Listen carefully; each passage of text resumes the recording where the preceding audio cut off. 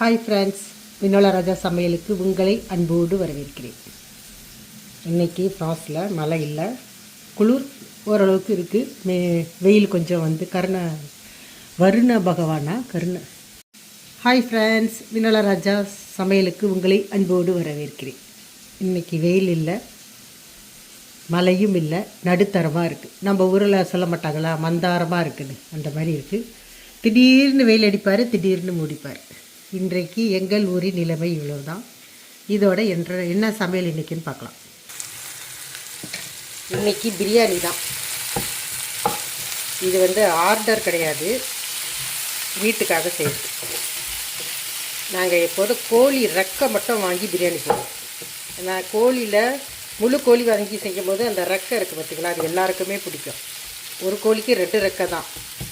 அதனால் அந்த 2 ரெக்கைக்கு ஆள்காலி எனக்கு ரெக்கை வை உனக்கு. அதனால் இப்போலாம் என்ன செஞ்சுறது, கோழி ரெக்கை வாங்கி சில சமயம் பிரியாணி செய்யுது. அப்போ எல்லாருக்குமே ரெக்கை வந்துடும். அதனால் இன்றைக்கி கோழி ரெக்கை போட்டு பிரியாணி செய்ய போகிறேன். கொஞ்சமாக அது கூட கொஞ்சம் புளியோதரை மிக்ஸு செஞ்சு வைக்க போகிறேன். அது எப்படி நான் இங்கே ஃப்ரான்ஸில் அது செய்யலாமா, எப்படி செய்யலாம் ஈஸியான்றதையும் உங்களுக்கு அதோட காட்டுறேன். நான் ஏற்கனவே ஸ்டார்ட் பண்ணிட்டேன். வெங்காயம், எண்ணெய், பிரியாணி நிறைய தடவை உங்களுக்கு சொல்லியிருக்கேன், அதனால் சும்மா ஷார்ட்டாகவே சொல்கிறேன். புதினா போட்டுக்கிறேன். இதை நல்லா வதக்கிக்கலாம். இப்போ இது கூட பச்சை மிளகா, தக்காளி சேர்க்கணும். கொஞ்சம் வதங்கினதுக்கப்புறம் இப்போ வந்து உப்பு சேர்த்துட்டோம்னா கொஞ்சம் டேஸ்ட்டு அதிகமாகவும் இருக்கும். அட்லீஸ்ட் உங்களுக்கு வெங்காயம் உப்பு சேர்க்குறதுனால வெங்காயம் கொஞ்சம் சீக்கிரம் வதங்கிடும்.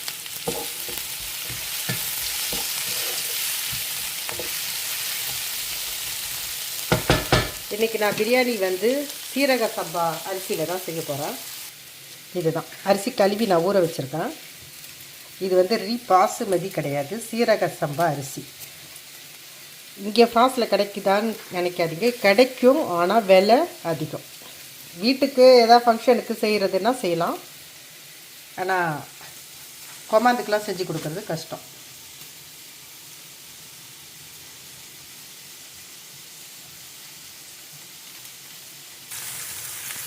இது கூட பச்சை மிளகாய், இதை போட்டு நல்லா வதக்கிக்குங்க. அப்படி இருக்கட்டும். இன்றைக்கி வந்து வெறும் கோழி ரெக்கை போட்டு பிரியாணி செஞ்சுட்டு இதை சுடுதண்ணியில் ஊற வச்சுருக்கேன். எதுக்குன்னா அந்த கோழியில் ஒரு சின்ன ஸ்மெல் அடிக்கும். நீங்கள் சுடுதண்ணியில் ஊற வச்சிங்கன்னா சுத்தமாக அந்த ஸ்மெல் இருக்காது. இப்போ அதுக்கப்புறமா இதை நான் கட் பண்ணுவேன். இன்றைக்கி கோழி ரெக்கை போட்டு பிரியாணி செஞ்சுட்டு அது கூட முட்டை கொஞ்சம் அவிச்சிருக்கேன். பிரியாணின்னா முட்டை இல்லாமல் நாங்கள் செய்யவே மாட்டோம். எப்படின்னா இது எங்கள் அம்மாக்கிட்டேருந்து எனக்கு வந்த பழக்கம். அம்மா இவ்வளோ தான் பிரியாணிக்கு கறி, அது எத்தனை கிலோ ஆட்டுக்கறி போட்டு செஞ்சாலும் அந்த முட்டை இல்லாமல் அம்மா பிரியாணி சாப்பிட மாட்டாங்க. முட்டை இல்லைன்னா கூட போய் வாங்கிட்டு வர சொல்லி செய்வாங்க. நாங்களுக்கும் அப்படியே கொடுத்து பழகிட்டாங்களா, நாங்கள் அப்படியே பழகி வந்ததுனால அதையே நான் என் பிள்ளைங்களுக்கு ஃபாலோ பண்ணிட்டேன். இப்போ பிரியாணி செஞ்சால் என் பிள்ளைங்களை கேட்பாங்க, என்னம்மா முட்டை அவிக்கல அப்படின்னு கேட்பான் என் பையன். அதனால் எங்கள் வீட்டில் எத்தனை பிரியாணி செஞ்சாலும் அதில் எத்தனை வகை சைடு டிஷ் இருந்தாலும் அந்த முட்டையை நாங்கள் அந்த பிரியாணியோட வச்சு சாப்பிடாமல் விட மாட்டோம். தித்திப்பு மாதிரி எங்களுக்கு.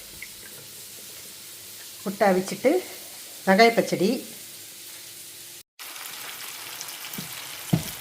நான் இது வந்து இஞ்சி போட்டு சாந்து உங்களுக்கு இதை பற்றி ஏற்கனவே சொல்லியிருக்கேன். இது வந்து கோன்ஷிலையில் நான் செஞ்சு வச்சுருப்பேன் எமர்ஜென்சிக்கு. அந்த கட்டியை போட்டுட்டு அதை அப்படியே மூடிட்டோம்னா அது அப்படியே டக்குன்னு சாதாரணமாக ஆகிடும். இஞ்சி பூண்டு சாந்து போட்டுட்டேன், தக்காளியும் இது கூட போட்டுட்டேன், பச்சை மிளகாவும் போட்டுட்டேன். இதை நல்லா வதக்கிட்டு இப்போ இது கூட நான் சாந்து சேர்க்க போகிறேன். என்ன நான் சேர்க்குறேன்னு பாருங்கள். பிரியாணி மட்டும் நான் ஒரு 20 நிமிஷத்தில் செஞ்சுருவேன். எனக்கு ஒரு ரசம் வைக்கிற மாதிரி பிரியாணி செஞ்சு இப்போ ரொம்ப பிரியாணி ஈஸியாக வர ஆரம்பிச்சிருச்சு. நான் தீ வந்து சிம்மில் வச்சுட்டேன். தயிர், மஞ்சத்தூள், வெறும் மிளகாய்த்தூள், இலை, கொஞ்சோண்டு பட்டை,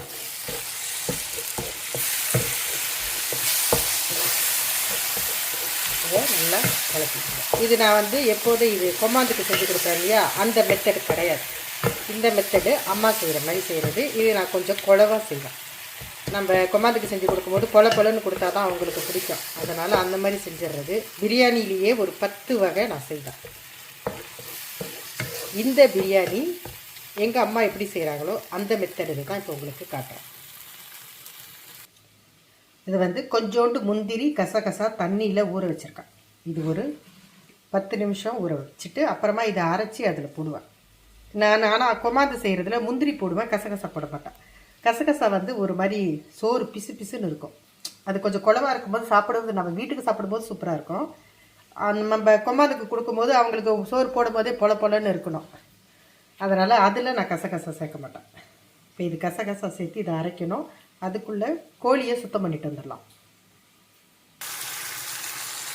ரெக்கை கழுவி சுத்தம் பண்ணிவிட்டு அந்த மசாலா இருக்கு இல்லையா அதில் போட்டுட்டேன். இப்போ அந்த மசாலாலேயே வேக வைப்பேன் தண்ணி ஊற்றுறதுக்கு முன்னாடி. திருத்தியில் தான் வச்சுருக்கேன், அதனால் பிடிக்காமல் இருக்குது. எப்போ மசாலா சேர்க்குறோமோ அப்போ வந்து தீ வந்து அதிகமாக வைக்கக்கூடாது. தீ அதிகமாக வச்சோம்னா தீயில் வந்து மசாலா கருத்துரும். நம்ம என்ன கூ கேட்குறோமோ அந்த கூ வராது சாப்பாட்டில்.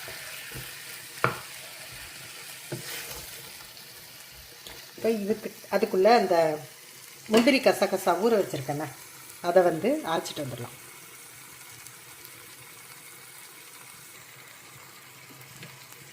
மசாலா அரைச்சிட்டேன். அந்த இது முந்திரி கசகசா இதை அப்படியே அலசி கூட தண்ணி அளவில் வச்சுக்கலாம்.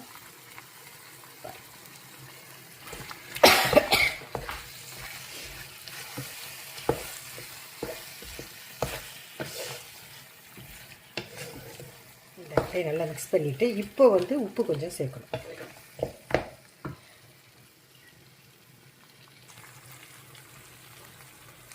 இப்போ இந்த சமயத்தில் திருப்பியும் கொஞ்சம் புதினா நேராக போடாமல் புதினா நல்லா குருவை வெட்டி போட்டிருக்கேன். ஓகே, அதே மாதிரி கொத்தமல்லி தலை வெட்டி போட்டிருக்கேன். புதினா கொத்தமல்லி மட்டும் ஷார்ப்பாக ஒரே ஒரு தடவை போட்டுட்டு நிறுத்தக்கூடாது. பிரியாணியில் மட்டும் நீங்கள் கொஞ்சம் கொஞ்சமாக புதினா கொத்தமல்லி அதில் போட்டு சேர்த்து செய்யும் போது புதினா கொத்தமல்லியோட வாசனை அந்த பிரியாணியில் அப்படியே சூப்பராக இருக்கும். நம்ம அந்த சாதம் சாப்பிடும் போது அந்த சோறு, பிரியாணியுடைய சோறு இருக்குது பார்த்திங்களா, கறி சொல்லலை, அந்த பிரியாணியுடைய அந்த சாதம் அவ்வளோ ஒரு டேஸ்ட்டாக வாசனையாக இருக்கும். என்னடா இது நம்மளே செஞ்ச பிரியாணியான்னு நம்மளே ஆச்சரியப்படுற மாதிரி. இப்போ நம்ம தீ கொஞ்சம் கூட ஏற்றிக்கலாம். அதுக்குள்ளே தண்ணி அளவு அளந்து எடுத்துகிட்டு வந்துடலாம். இது தண்ணி நான் அளந்துட்டேன். அந்த முந்திரி கசகசா அரைச்சேன் இல்லையா, அதை அப்படியே கலந்துட்டேன். இதுலேயே நான் வந்து 3 காப்படி அரிசி போடுறேன். நான் எப்போதும் கோழி பிரியாணி செய்யும்போது 3க்கு 3 தான் தண்ணி ஊற்றுவேன். ஏன்னா கோழி வந்து வேகத்துக்கு நம்ம ஒன்றும் டைம் கொடுக்கவே வேணும். கோழி வந்து அந்த சூட்லேயே வெந்துடும். அதுலேயும் இது ரெக்கை இன்னும் ஃப்ரெஷ்ஷில் இன்னும் சீக்கிரத்தில் வெந்துடும். ஆனால் நான் இப்போ செய்ய போகிறது சொன்னேன் இல்லையா, அம்மா செய்கிற மாதிரி. எங்கள் அம்மா கொஞ்சம் குழவா பிரியாணி செய்வாங்க. அது என்னுடைய பிள்ளைங்களுக்கு ரொம்ப பிடிக்கும். இந்த கொமாந்துக்கு செய்கிற பிரியாணி எதையுமே அவங்க சாப்பிட மாட்டாங்க. பொலன்னு இருக்கா, நோ வேணாம் அப்படின்ட்டு போயிடுவாங்க. இது வந்து பிடிக்கும் அவங்களுக்கு ரொம்ப. அப்போது அதுக்கு வந்து அம்மா வந்து 3 ஊற்றுனா 4 ஊற்றுவாங்க, இல்லைன்னா 4.5 ஊற்றுவாங்க தண்ணி. இப்போ நான் 3 காப்படி தான் அரிசி போட்டிருக்கேன். இப்போ இதுக்கு 4.5 காப்படி தண்ணி ஊற்றுறேன். தண்ணியை ஊற்றிடலாம். தண்ணி ஊற்றிட்டேன். உப்பு பத்தலை, நான் உப்பு கொஞ்சம் செக் பண்ணி போட்டிருக்கேன். இப்போ அரிசி போடுறதுக்கு முன்னாடி 2 சேர்ப்பேன். திருப்பி உப்பு சரிப்பாக இருப்பேன். அடுத்தது எலுமிச்சைப்பழம் அதில் ஊற்றுவேன். எலுமிச்சைப்பழம் ஊற்றிட்டு அரிசி போட்டுருவேன். ஏன்னா அரிசி போட்டு கிண்டிட்டு முடியும் போது எலுமிச்சைப்பழம் ஊற்றினோம்னா எலுமிச்சைப்பழம் சாறு அந்த புளிப்பு எல்லா இடத்துக்கும் போகாது. இப்போ இந்த தண்ணியாக இருக்கும் போதே நம்ம எலுமிச்சைப்பழத்தை சாறு ஊற்றி அப்படி கலந்து விட்டுட்டோம் அப்படின்னா அதில் அந்த தண்ணியிலேயே எலுமிச்சைப்பழ சாறு அந்த புளிப்பு போயிடும். இப்போ நம்ம அரிசி போடும்போது நம்ம சாதம் சாப்பிடும்போது அந்த கூ எல்லா இடத்துலையும் கரெக்டாக பர்ஃபெக்டாக இருக்கும். இது ஒரே ஒரு கொதிக்கட்டும். இந்த மூடி பற்றி சொல்லணும். நான் எப்போதும் இந்த மாதிரி மூடும் போது இந்த துணி போட்டு தான் மூடணும் இப்படி செய்கிறதுக்கு.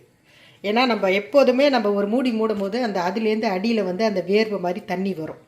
அது வேறு அதில் ஊற்றி நம்ம 4.5 ஊற்றிருக்கோம் தண்ணி, அந்த வேர்வை ஊற்றி அது ஒரு 5 ஆகிடும். அந்த துணி போட்டுட்டோன்னா அந்த வேர்வை அந்த துணி இழுத்துரும். அப்போ பிரியாணி பர்ஃபெக்டாக இருக்கும். தீ பெருசுலேயே இருக்கட்டும். அதுக்குள்ளே நம்ம வெயில் வந்துடுச்சா இல்லையான்னு பார்ப்போமா. பாருங்கள், அதே மப்பும் மந்தாரமாக தான் இருக்குது. சியல் பாருங்கள் இவ்வளோ அழகாக இருக்குது. நம்ம ஒரு கவிஞராக இருந்தால் உட்காந்து ஒரு கவிதை எழுதிடலாம். என்ன செய்கிறது, நமக்கு வராதே. ஆனால் என்னோடய ஹஸ்பண்டை நல்லா கவிதை எழுதுவார், சூப்பராக எழுதுவார். ஆனால் இப்போ கொஞ்சம் எழுதுறதில்ல, டைம் இல்லைன்னு சொல்லிட்டு.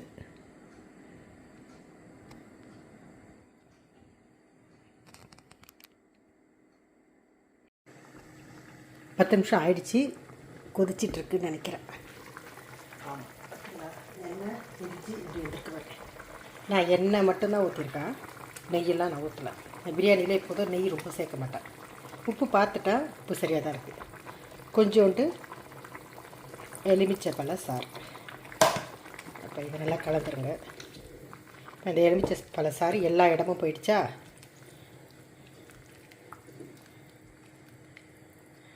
இப்போது அரிசி சேர்த்துடலாம். நான் அரிசி ஊற வச்சுருக்கேன். இதோட இதை சேர்த்து இதை நல்லா கிண்ட வேண்டியது தான்.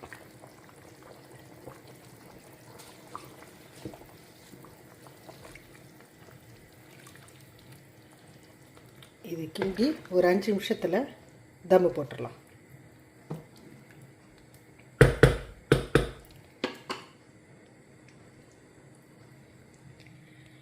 இதை நான் மூடிட்டேன். இன்னொரு 2 நிமிஷத்தில் தம்மு போட போகிறேன். பெரிய தீயில் தான் இருக்குது. தம்மு போட்டுட்டேன். இப்போ இது பெரிய தீயிலே இருக்கட்டும், ஏன்னா இந்த பாத்திரம் வந்து சூடு ஏறணும். ஓகே, சூடு ஏறி ஒரு 5 நிமிஷத்துக்கு அப்புறம் இதை அப்படியே சிறுத்தீக்கு மாற்றிடலாம். அதுக்குள்ளே பிரியாணிக்கு கத்திரிக்காய் பொடி இல்லைனாலும் சாப்பிட்றலாம். பிரியாணிக்கு நம்ம வெங்காய பச்சடி இல்லாமல் எப்படி சாப்பிட முடியும்?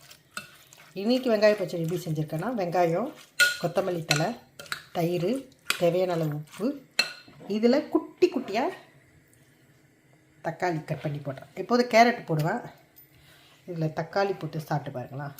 இது ஒரு ரைத்தால, இது ஒரு மாடல் சூப்பராக இருக்கும். இதிலே கொக்கோம்பரு வெள்ளரி பிஞ்சு இருந்துச்சுன்னா அது கூட கொஞ்சம் போடலாம். ஆனால் வெறும் வெங்காயமும் தக்காளியும் மட்டுமே சூப்பராக இருக்கும்.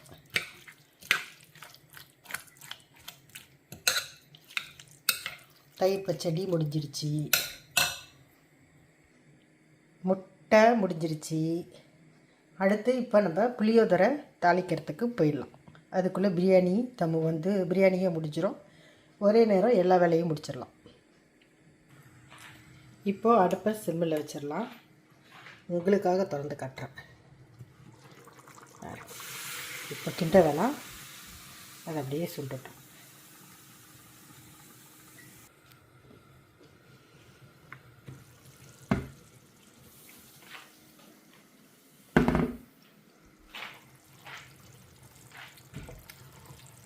பிரியாணியை ஒரு கிண்டி கிண்டி விட்டோம்னா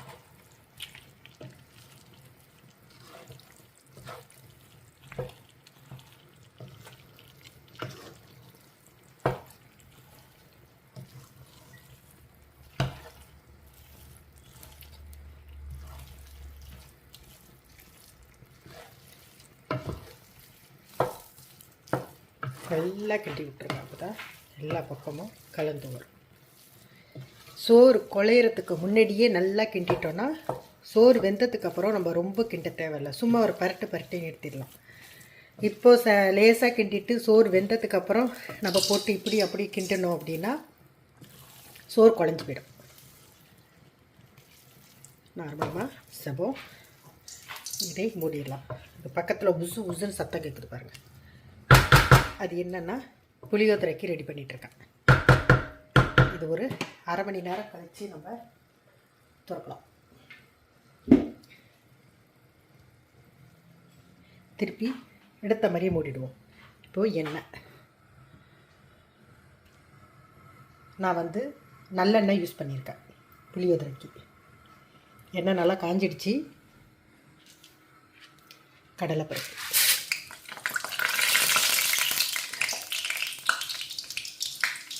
இது வந்து புளியோதரை பொடி. நான் பொடி அரைச்சிட்டேன், உங்களுக்கு காட்டலை. அடுத்த தடவை உங்களுக்கு நான் இந்த பொடி மட்டும் என்ன பொடி அரைச்சி போடுறேன்றதை தனி வீடியோவாக போடுறேன். நான் அடுப்பை சிம்மில் வச்சுட்டேன். கடலைப்பருப்பு இந்த பக்கத்தில் வரும்போது வெள்ளை உளுந்து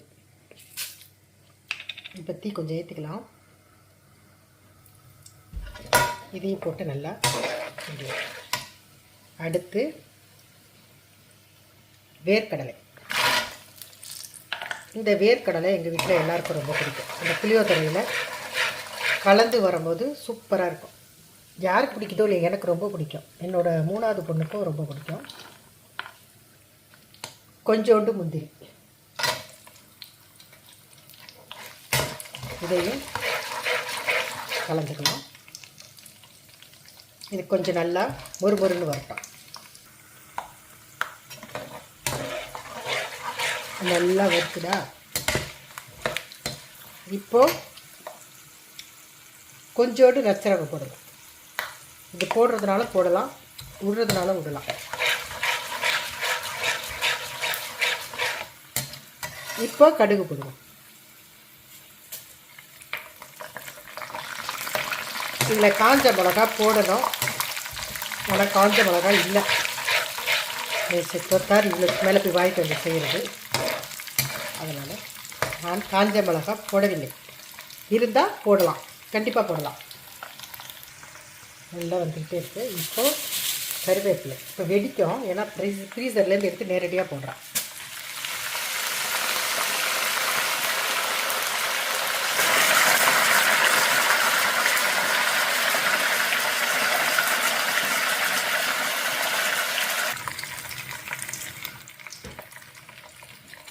நல்லா கருவேப்பிலை போட்ட உடனே எப்படி முறுமுறுன்னு வந்துருச்சுங்க.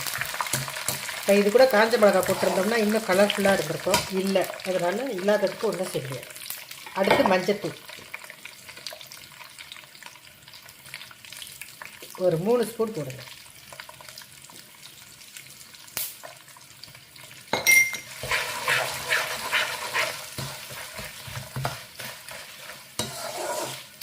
இப்போ புளி வந்து நான் நல்லா கரைச்சி வச்சுருக்கேன், அதை இதோடு சேர்த்துடலாம். அதுக்கு முன்னாடி இதில் பெருங்காயத்தூள் போடணும். பெருங்காயத்தூள் போட்டுட்டேன். இப்போ கலந்துடலாம். இப்போ உப்பு சேர்த்துட்டு புளி தண்ணி கரைச்சி வச்சுருக்கேன், இதை இதோட சேர்த்துருவோம். புளி தண்ணி ஊற்றிட்டேன். பார்க்கும்போது எப்படி கலர்ஃபுல்லாக இருக்கா? உப்பு வந்து கொதித்ததுக்கப்புறம் பார்ப்போம். நான் ஓரளவுக்கு லிமிட்டாக போட்டிருக்கேன். ரொம்ப போட்டுட்டோம்னா சுண்டினதுக்கப்புறம் கரிக்கும். அதனால் நான் 75% போட்டிருக்கேன். முடிக்கும் போது செக் பண்ணிவிட்டு அப்புறம் கொஞ்சம் சேர்த்துக்கலாம். இது கொதிக்கட்டும். எப்படியே இது ஒரு 10-15 நிமிஷம் ஆகும்.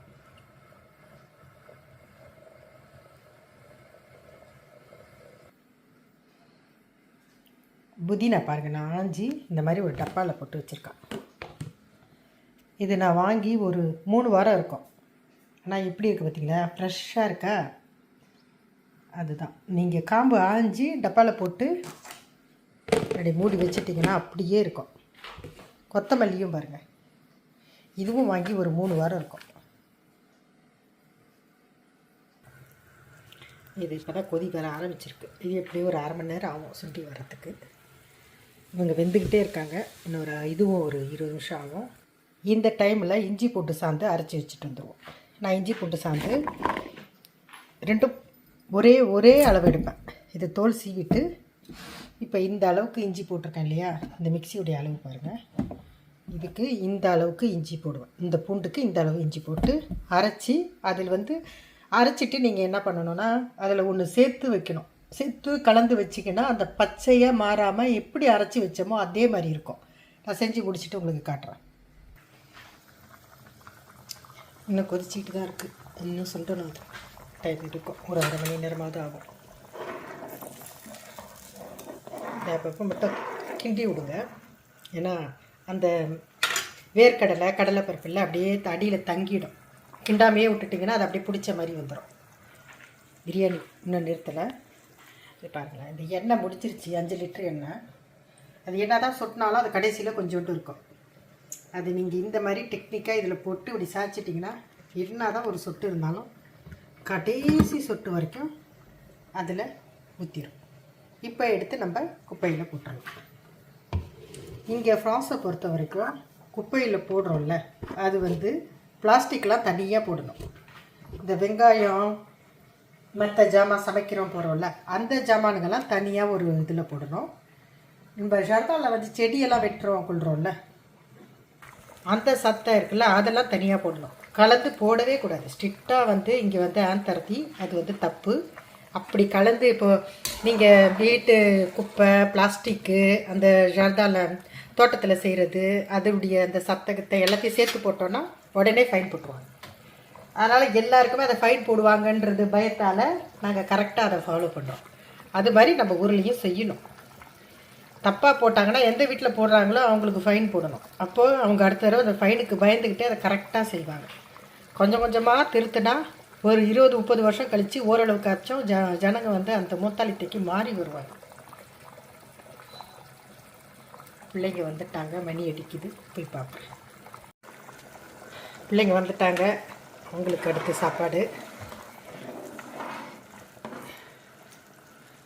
என் பொண்ணு ஒரே சந்தோஷமாக வந்து சொல்லுது, அம்மா மத்தியானம் எனக்கு கிளாஸ் கிடையாது. இங்கே வந்து இப்போ அந்த பெரிய எக்ஸாம் நடக்குது, பெரிய காலேஜில் உள்ளவங்களுக்கு. அதனால் இந்த அதுக்கு கீழே படிக்கிறவங்களுக்கு மத்தியானத்தில் ஒன்றும் நடத்துறதுக்கு ரொம்ப சப்ஜெக்ட் இல்லைன்னா அவங்களுக்கு லீவ் விட்டு அனுப்பிடுவாங்க. அவங்களுக்கு வந்து அதில் ஸ்கூல் எக்ஸசைஸ் இருக்குல்ல, அது வந்து ஆன்லைனில் அனுப்பிடுவாங்க. அவங்க வீட்டில் இருந்தே அதை செய்கிற மாதிரி. ஆனால் என் பையன் வருத்தமாக சொல்கிறாம்மா எனக்கு கிளாஸ் இருக்குமா, நான் 5:30 மணிக்கு தான் முடிப்பேன்னு வருத்தமாக சொல்கிறான்.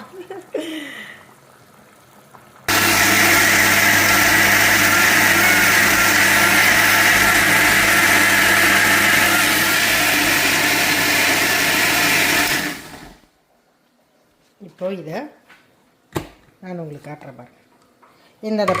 இந்த கலரே கடைசி வரைக்கும் இருக்கணும் அப்படின்னு நீங்கள் நினச்சிங்கன்னா இதில் கொஞ்சோண்டு எண்ணெய் ஊற்றணும். இதில் மாற்றிக்கிட்டு கூட ஊற்றலாம். நீங்கள் ஊற்றிட்டு அதை வந்து நீங்கள் கிண்டிக்கிட்டே இருக்கணும் உங்கள் கையால். அது ஏன் உங்களுக்கு வேஸ்ட்டாக அந்த டைம். இந்த எண்ணெயை இதில் ஒரு சொட்டு ஊற்றி நீங்கள் மிக்சியில் திருப்பி போட்டு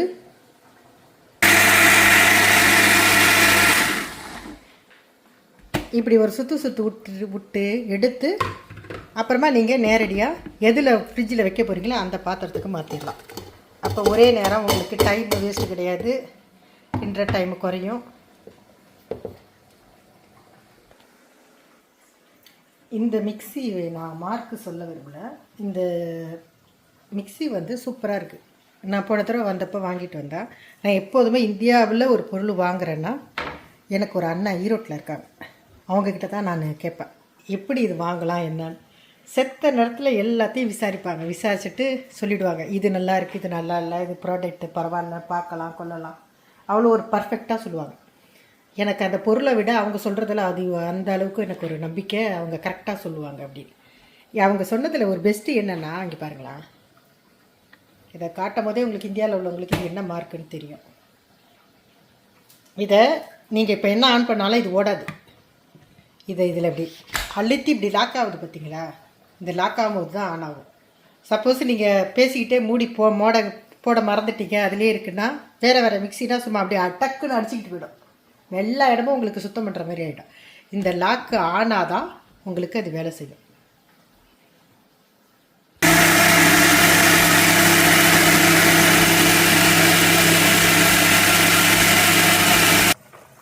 இவங்க ஓடிக்கிட்டே இருக்குது. இன்னும் 1/2 மணி நேரம் ஆகும் அந்த எண்ணெய் பிரிஞ்சு மேலே வரணும்.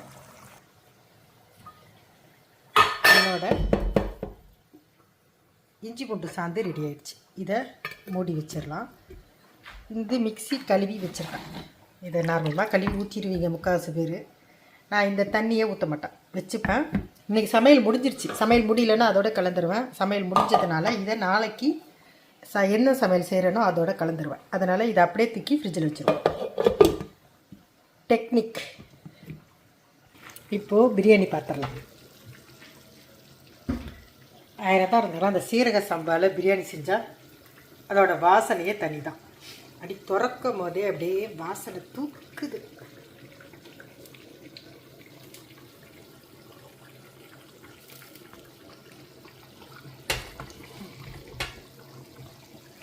இதை ரொம்ப கிண்டணும்னு அவசியம் இல்லை, ஏற்கனவே நல்லா கிண்டிட்டேன்.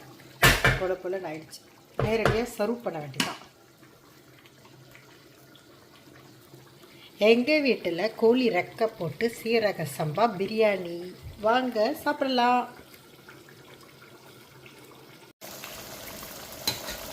எண்ணெய் பிரிஞ்சு வருதா, இதுதான் பக்குவம். இந்த சமயம் இந்த தூள் இதோட சேர்க்குறேன். இந்த பொடி இது வந்து நானே அரைப்பேன். நான் மறந்துட்டேன், நான் பார்த்துட்டு சொல்கிறேன். நான் அடுத்த தடவை உங்களுக்கு வீடியோ போடும்போது இந்த தூள் என்ன தூள் அரைச்சேங்கிறத நான் உங்களுக்கு சொல்கிறேன். தீயை கம்மி பண்ணிக்கோங்க, தெரிக்கும் எண்ணெய். அது கட்டி முட்டியமாக வராமல் அந்த சூட்டில் அப்படியே போட்டுருணும். அப்படியே வாசனை வரும் பாருங்க. வாசனை வருதா? என் பொண்ணு தான் வீடியோ எடுக்கிறாங்க. வாசனை வருதுன்னு அந்த வாசனை வருது. நான் ரொம்ப நேரமாக செஞ்சிட்ருக்கிறதுனால எனக்கு வாசனை தெரியல. இந்த எண்ணெய் இப்படி வந்துருச்சா மேலே, இதான் பக்குவம். இப்போது நிறுத்திடும். இதை நீங்கள் 1 மாதம் 1.5 மாதம் 2 மாதம் கூட நீங்கள் அப்படியே ஃப்ரிட்ஜில் வச்சு யூஸ் பண்ணலாம். அப்படியே இருக்கும், எப்படியே கெட்டு போகாது. இது எங்கள் வீட்டில் வந்து அதிகமாக நாங்கள் செஞ்சு வைப்போம். பிள்ளைங்க சாப்பாடு செஞ்சு எடுத்து போவாங்க. முடிஞ்சிருச்சுன்னா திருப்பி இஞ்சி பூண்டு சாப்பிட்டு அரைச்சி வைக்கிற மாதிரி இதையும் செஞ்சு வைக்கணும். அதே நம்ம ஃப்ரெஷ்ஷாக செஞ்சு வைக்கிறதுனால உடம்புக்கும் நல்லது, கெமிக்கலும் கிடையாது. அதனால் நான் ஒரு 2 மாதத்துக்கு செய்வேன். 2 மாதத்துக்கு வருஷம் திருப்பி செய்வேன். நீங்கள் ட்ரை பண்ணி பாருங்கள். இந்த இது உங்களுக்கு பிடிச்சிருந்துச்சுன்னா நீங்கள் சொல்லுங்கள். அந்த தூள் என்ன தூள் போட்டான்றதை உங்களுக்கு நான் வீடியோவில் சொல்கிறேன். சாப்பாடு முடிஞ்சிருச்சு, சர்வ் பண்ணுறேன் ஒருத்தவங்களுக்கு. நம்ம ஊர்லாம் பிரியாணினா அப்படி வந்து ஆசைப்படுவாங்க. நான் ஒரு சிரிப்பு பார்த்துருக்கேன் ரீல்ஸில். அது யாராச்சும் பார்த்தீங்களா இல்லையான்னு தெரியல. அது என்னன்னு சொல்லும்போது உங்களுக்கு ஞாபகம் வரும். ஒரு 10 வயசு பையன் வந்து சொல்லுவான், எங்கள் வீட்டில் என்னை ரொம்ப அடிச்சிட்டாங்க, சாப்பிடாம இருக்கலாம் கோவமா அப்படின்னு நினச்சா அன்னைக்கு பார்த்து தான் பிரியாணி செஞ்சிடறாங்க. என்ன தான் செய்கிறது, மானம் வெக்கத்தை விட்டுட்டு பிரியாணி சாப்பிட வேண்டியதாக இருக்குதுன்னு வருத்தமாக சொல்லுவான். அந்த ரீல்ஸ் பார்க்கும்போது அவ்வளோ ஒரு சிரிப்பாக இருக்கும். அந்த மாதிரி எங்கள் வீட்டில் பிரியாணி செஞ்சால் கொஞ்சம் பேருக்கு பிடிக்கும், கொஞ்சம் பேருக்கு பிடிக்காது. இப்போ இந்த முட்டை இதை இப்படி வைங்க, பார்க்கும் போதே கலர்ஃபுல்லாக இருக்கா. இப்போ சைடில் இந்த வெங்காய பச்சடி சாப்பிட்டோம்னா காம்பினேஷன் சூப்பராக இருக்கும். அது இல்லாமல் முந்திரி கசகசை அரைச்சி போட்டிருக்கோமா, சாப்பிட்ட மூச்சுக்கு அப்படியே தூக்கம் சொக்கும். எங்கள் வீட்டில் சாப்பிட ஆரம்பித்தாச்சு. இதை யார் யார் பார்க்குறீங்களோ நீங்களும் வாங்க சாப்பிடலாம். புளியோதரை மிக்ஸு நிறுத்திட்டா அப்படி இப்படி ஒதுக்கும் போது அப்படி எண்ணெய் வரணும் அப்படி மேலே. அப்போ தான் அதிக நாள் கெடாமல் இருக்கும். இது நல்லா ஆற வச்சு அப்புறமா நம்ம ஃப்ரிட்ஜில் வச்சிடலாம். இன்றைக்கி என்னோடய சமையல் முடிஞ்சிருச்சு. சாதம் கொஞ்சோண்டு இருந்துச்சு, அதை எடுத்து வச்சுட்டு இந்த அடியில் இருக்குல்ல, இது ஏற்கனவே என்னோடய வீடியோ பார்த்தவங்களுக்கு தெரியும், பார்க்காதவங்களுக்காக சொல்கிறேன். இதை குப்பையில் போடாமல் இதை எடுத்து ஃப்ரிட்ஜில் வச்சுருவேன். ஒரு 3, 4, 5 நாளைக்கு ஒரு இட்லி அரைக்கிறோம் இல்லையா, அதோடு இந்த சாதத்தை போட்டு அரைச்சிருவேன். இப்போ இட்லியும் பொசன்னு இருக்கும், இந்த சாதமும் வேஸ்ட் ஆகாமல் இருக்கும். இன்றைக்கி என்னோடய ஒர்க்கு முடிச்சிட்டேன்னா பாருங்கள். இன்றைக்கி யூஸ் பண்ணேன்னா குப்பைங்க இது எல்லாம் ஒரு டப்பாவில் இருக்குது, இதை போட்டுற வேண்டியது முடிஞ்சிச்சா. இப்போ இந்த கிச்சன் மட்டும் நான் அந்த ரோபோ போட மாட்டேன். ஏன்னா நம்ம சமைக்கிறோம், அந்த எண்ணெய் அதெல்லாம் பிசுன்னு ஒட்டும். இதை தொடச்சிக்கிட்டு போச்சுன்னா அங்கே ஹாலெல்லாம் துடைக்கும் போது ஒரு பர்ஃபெக்டாக இருக்காது. அதனால் இதை மட்டும் எப்போதும் நான் வேலை முடிச்சுட்டு வரும்போது வெளியில் ஆகும்போது நல்லா சுடு தண்ணி போட்டு அதில் அந்த பிரதி கொஞ்சோண்டு ஊற்றி நல்லா 2 தடவை தேய்ச்சி எடுத்துகிட்டு வந்துடுவோம். அப்போ கண்ணாடி மாதிரி இருக்கும் கல். இன்றைக்கி என்னோடய ஒர்க்கு முடிஞ்சிருச்சு. நல்லா தொடச்சாச்சு, சுத்தம் பண்ணியாச்சு. இது காயணும், அதனால் எப்படி பளிச்சுன்னு இருக்கு பாருங்கள். சுத்தண்ணியில் துடைக்கும் போது கல். இந்த இடமும் அதே மாதிரி தொடச்சாச்சு. இன்றைக்கு 75% என்னுடைய வேலைகளை நான் திருப்தியாக முடித்து விட்டேன். அவ்வளோதான், லைட்டை நிறுத்திடலாம். இது வந்து ஆறிடுச்சு பாருங்கள், எண்ணெயோடு இருக்கா. இப்போ நான் கொஞ்சோண்டு உங்களுக்கு போட்டு கிண்டி காட்டுறேன். இதில் இந்த காஞ்ச மிளகாய் போட்டிருந்தோம்னா இன்னும் சூப்பராக இருந்திருக்கும். ஆனால் காஞ்ச மிளகாய் இல்லை. நான் கொஞ்சோண்டு சாதத்துக்கு போட்டிருக்கேன். அப்படியே அந்த எண்ணெயோடு இதை அப்படியே பரட்டிடும். இந்த புளி சாதத்துக்கு மட்டும் காம்பினேஷன் எது வேணாலும் வச்சுக்கலாம். உருளைக்கிழங்கு பொரிச்சு வச்சுக்கலாம், கறி பொரிச்சுக்கலாம், மீன் வறுத்துக்கலாம், முட்டை அவிச்சிக்கலாம், எல்லாத்துக்கும் சூட்டபுளாக இருக்கும் இது. எங்கள் வீட்டில் ஆளினால் இந்த புளி சாதம் பிடிக்கும். நான் கிண்டும் போதே எனக்கு வாசனை மூக்க தொலைக்குது. இன்றைய வீடியோ இதோடு நிறைவடைகிறது. எல்லா விஷயம் இன்றைக்கி செஞ்சது உங்களுக்கு காட்டிட்டேன். இது கூடயே நிறைய டிப்ஸு கொடுத்துருக்கான்னு நினைக்கிறேன். உங்களுக்கு அது யூஸ் ஆச்சுன்னா யூஸ் பண்ணிக்கோங்க. அடுத்து ஒரு நல்ல வீடியோவில் உங்களை சந்திக்கிறேன். பாரு, சூடு நல்ல பலன்னு இருக்கா, சூப்பராக. ஓகே, இந்த நாள் உங்களுக்கு இனிய நாளாக அமைய வாழ்த்துக்கள். Bye friends.